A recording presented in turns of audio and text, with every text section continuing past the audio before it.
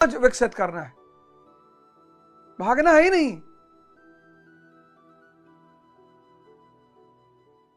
और फिर जीवन में क्रांति का सूत्रपात होगा, और फिर जीवन में क्रांति का सूत्रपात होगा। आज से दूसरे अध्याय की शुरुआत। आदमी सन्यास की तरफ आता है, कुछ विशेष परिस्थिति में आता है। बहुसंख्यक जो सन्यास की तरफ आते हैं, अध्यात्म की तरफ आते हैं, वो कुछ विशेष परिस्थितियों में आते हैं। जैसे सांसारिक असफलता, सांसारिक असफलता, मैं उसका एक बहुत बड़ा एग्जाम्पल हूं। कुछ भी कर रहा था, फाइनल डेस्टिनेशन तक चीजें नहीं पहुंच रही थी, समझ में नहीं आ रहा था गलती कहां हो रही है। उपेक्षा, निग्लेक्शन, जिसके पास देने को कुछ नहीं है उसे कोई नहीं पूछता, उसे कोई नहीं पूछता, नियम है ये। दुख, दिन प्रतिदिन चुनौतियां आती जा रही हैं और आदमी एक से निकलता नहीं, दूसरा सामने आ जाता है। असंतुष्टि,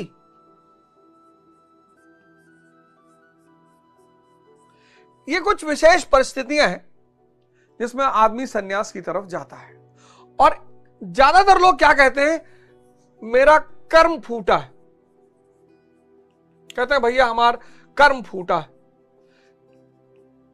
ना, आपकी आंख फूटी, कर्म तो फूटा ही नहीं है, आपकी आंख फूटी है, आंख। भाई साहब अगर मैं आईएएस बन जाता ना, अब तक 10-12 जांच चल रही होती मेरे ऊपर। इंद्रियों पे था, शुद्ध इंद्रियों पे था, मन, इंद्रियां, और इंद्रियों को पोषित करने के लिए पैसा चाहिए। अच्छी सीन देखने के लिए स्विट्जरलैंड जाना पड़ेगा। क्यों लोग पैसा कमाना चाहते हैं? जितने लोग इंद्रियों पे हैं, सेंसेस पर, जो भी सेंसेस पे जी रहे हैं, अब एक सेंस है आंख।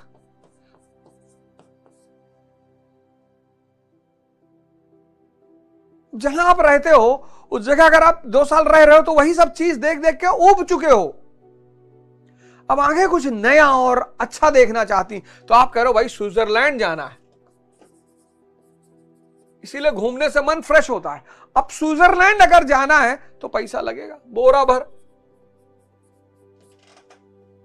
अब घर में अगर खाना खा रहे हो, जीभ सबसे एक्टिव इंद्री है ये, इसको संभाल पाना बहुत मुश्किल होता है, जीभ। और 5 स्टार का खाना, 7 स्टार का खाना, 2500 रुपए की एक कटोरी दाल, पैसा लगेगा। कान, अच्छा संगीत सुनना है।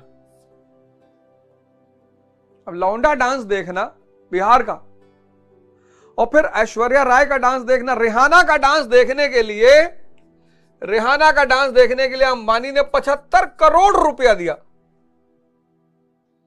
आज क्यों इस समाज में इतनी मारामारी है? बहुसंख्यक लोग इंद्रियों पे जी रहे हैं। करप्शन असंतुष्ट इंद्रियों का परिणाम है। लिख लीजिए इसे नोट करके। करप्शन करप्ट कोई व्यक्ति थोड़ी होता है, करप्शन असंतुष्ट इंद्रियों का परिणाम है। और ले आओ, और जितनी भी भौतिक चीजें हैं, जितनी, सब यही कैपिटलिज्म का खेल है, सब पैसे से मिलती है। करप्शन, भ्रष्टाचार असंतुष्ट इंद्रियों का परिणाम है। असंतुष्ट इंद्रियां और अज्ञानी मन। अगर मैं आईएएस बन जाता, जांच चल रही होती, लूट के डिपार्टमेंट बराबर कर देता, क्योंकि इंद्रियों पे था। इसीलिए जब आदमी ध्यान के रास्ते में उतरता है, ज्ञान के रास्ते में, मैं पहले सोचता था कि यार ये संत महात्मा करुणावान कैसे हो जाते हैं, ऐसा क्या हो जाता है कि इनके अंदर करुणा पैदा होती। भाई कोई गाली देगा तो फिर क्रोध तो उठेगा ही, वैसे क्रोध ना उठे कोई बात नहीं, ये कोई गाली दे। अब बुद्ध के जीवन की एक घटना है कि एक आदमी आया, उनके मुंह पे थूक के चला गया, वो मुस्कुरा रहे, इतने में तो पिस्टल निकल आए तुरंत। 315 कि रखो गड़ाम से इसको ऊपर। लेकिन अब मैं सोचता हूं कि नहीं, जब व्यक्ति शांत हो जाता है तो उसे दूसरे का मन दिखाई पड़ने लगता है। ये बहुत बड़ी घटना होती है। जब आदमी का मन शांत हो जाता है तो उसे दूसरे का मन दिखाई पड़ने लगता है। इसलिए किसी संत महात्मा के पास जाना, बहुत सोच समझ कर जाना। कभी कभी तुम जाते हो और तुम्हारे मन की बात वो बोल रहे हैं, तुम्हें लगता है अरे यही तो मैं सोच रहा था। मन देखने लगता है। तो बुद्ध का मन तो खत्म हो चुका था, गायब हो चुका था, तो उन्होंने देखा कि इसका मन कितना अशांत है, इसलिए करुणा पैदा हुई।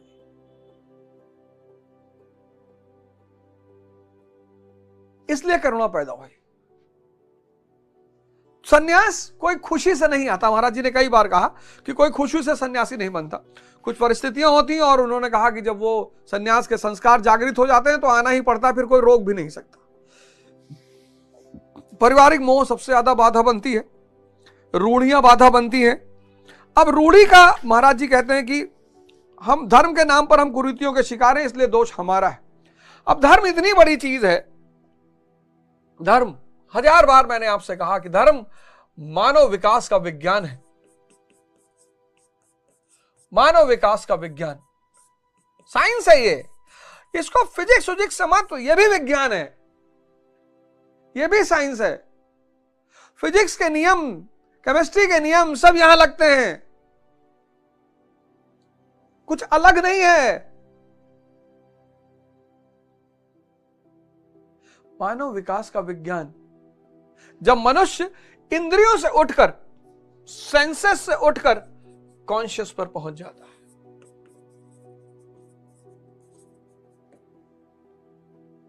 यहां स्त्री उसके लिए भोग है, यहां स्त्री उसके लिए शक्ति है।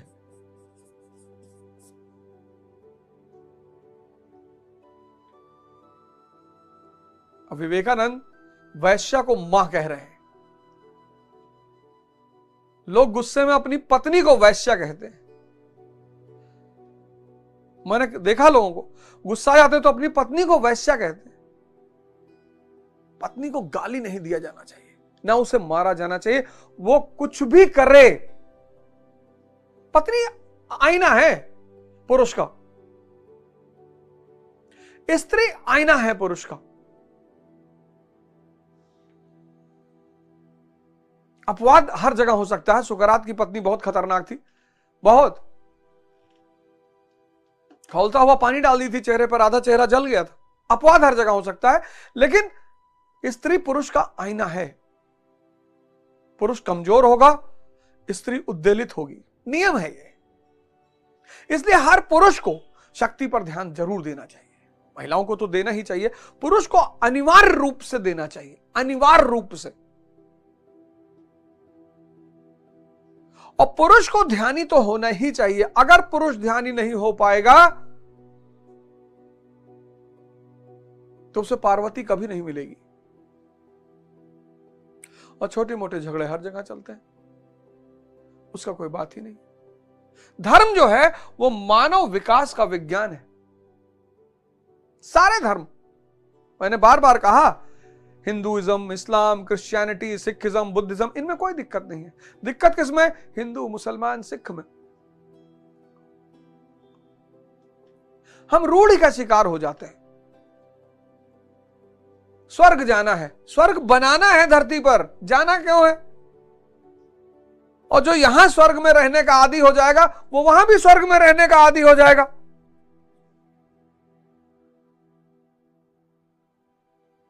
हम रूढ़ी का शिकार हो जाते हैं। इस पर ध्यान देना है हर चीज पर। इसका मतलब यह नहीं कि धर्म को गाली देना है।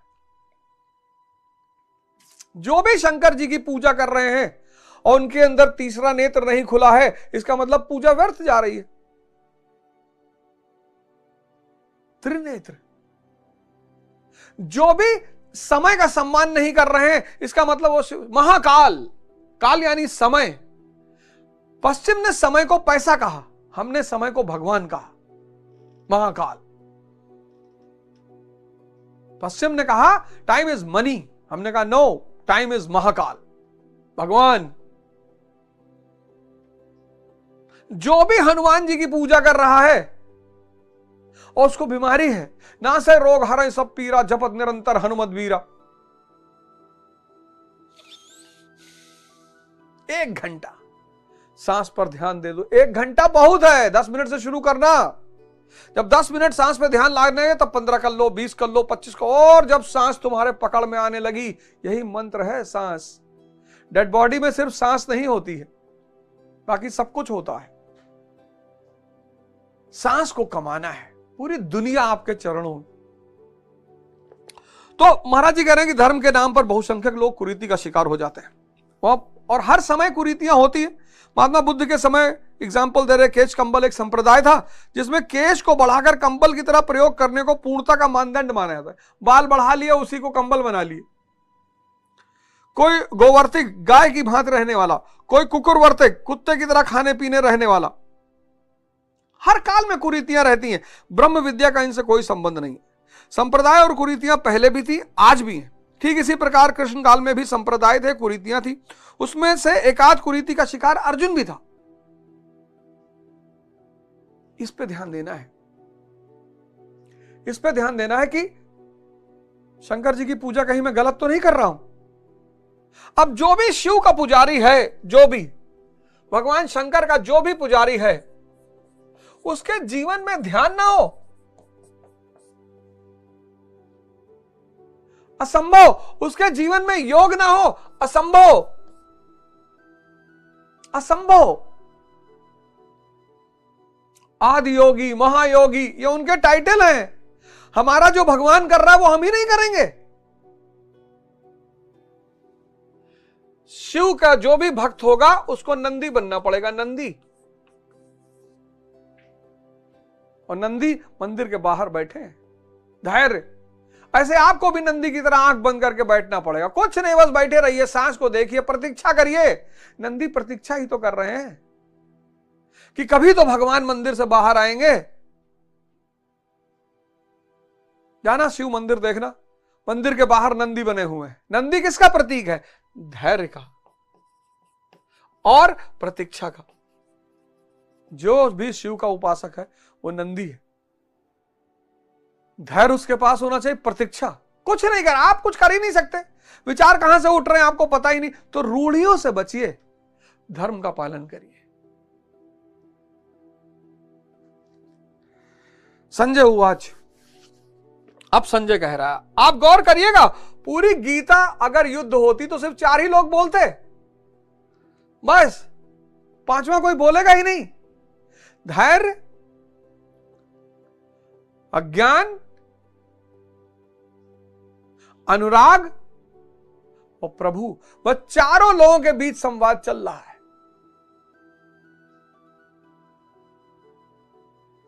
बस, बाकी लोग कहां गए? बाकी लोग कहां गए?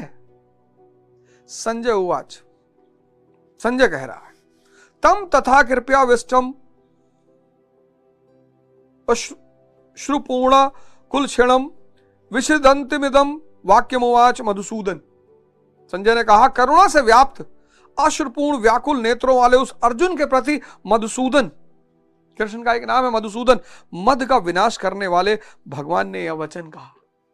बेहोशी का विनाश, जब भगवान आपके जीवन में उतरेंगे तो आपके जीवन में जो बेहोशी है ये टूटेगी, आपकी जागरूकता बढ़ेगी। जैसे जैसे आप भगवान मधुसूदन, मद का विनाश करने वाले, जब भगवान आपके जीवन में उतरेंगे तो आपके जीवन की जो बेहोशी है, मद, मदमस्त, ये टूटेगी। कुछ लोग 11 बजे उठते हैं दिन में, 1 बजे उठते हैं, फिर 2 से 4 पूजा करते हैं। क्या नाटक फैलाए हो यार। जब ध्यान आप करोगे तो आप चेतना की, जैसे जैसे चेतना की तरफ बढ़ोगे, आप देखोगे धीरे धीरे जीवन में परिवर्तन, उसी अंश में परिवर्तन शुरू हो गया। 4 बजे नींद नहीं 6 बजे खुल रही है, वो भगवान की देन है। वो भगवान का प्रवेश हो गया आपके। उन छोटी छोटी चीजों को आप देखिए, और जब आप अपने अगल बगल छोटी अगर आप आईसीयू में एडमिट नहीं है तो भगवत कृपा आपके ऊपर है। अगर आपका पूरा शरीर ठीक है तो भगवत कृपा आपके ऊपर है। अगर आपको कोई बीमारी नहीं है तो भगवत कृपा आपके ऊपर है। अगर आपको डेली भोजन मिल रहा है तो भगवत कृपा आपके ऊपर है। अगर आपका परिवार आपके साथ है तो भगवत कृपा आपके ऊपर। और कितनी भगवत कृपा ले लोगे यार? 1 किलो चावल, 2 किलो दाल, 1 कटोरा घी, अचार डाल के खा रहे हो और दुखी हो। सोचो वो जो आदमी आईसीयू में एडमिट है अरबों रुपया लेने के बाद भी। सोचो उस आदमी के बारे में जिसको डॉक्टर ने कहा देख खाओ तो मरे हो।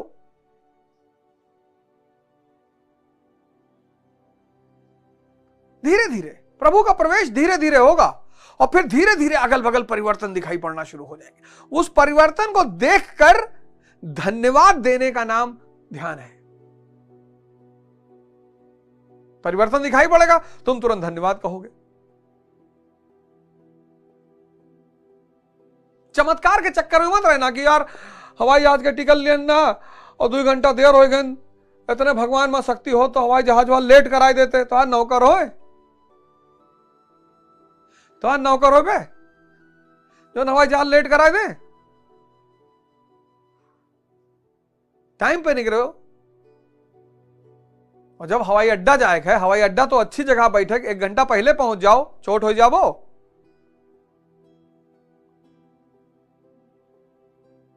भगवान को भगवान की तरह देखो, नौकर की तरह ना देखो। एक टू सेब डेली चढ़ावत रहन और तुहार महतारी बाप डेली तुम्हें खवाई 20 साल तक हो गए, कितना सेवा की हो। अपना तो एक सेब चढ़ाओ कर लिए पूरा ब्रह्मांड मांगे जात हो, और जो तुहार महतारी बाप तुहार 20 25 30 साल सेवा की ओके पलट के कितना क्यों हिसाब दो।